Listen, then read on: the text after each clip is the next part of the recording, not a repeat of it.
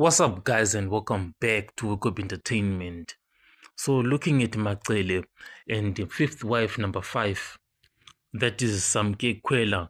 Yeah, there is something that is going on, especially when you look at Macele's character. I've watched Utando Temple from season 1, and when I see Macele, she is like a flip-flopper, she previously claimed to support Mseleko's dream of the fifth wife, but she then seems to be backtracking, at least from the way I'm seeing it. And when you look at Macele, this isn't like the first time she changes her tune.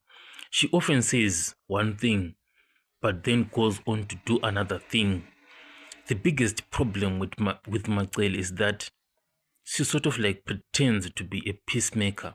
She plays the role of the calm, collected wife who supports unity, but her actions suggest otherwise. But you may think that she has actually changed, but to some extent, she hasn't changed. This is who she has always been. This isn't like a new version of Macele. This is like consistent with a long-standing pattern of passive resistance. She stays quiet in the moment, then strikes later with a firm no. Maybe it's strategic silence.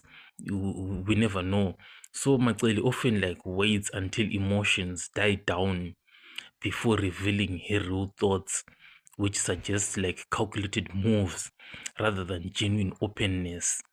So maybe this is like a character that she developed in this polygamous marriage to actually help her to actually maybe succeed or keep rising up and up.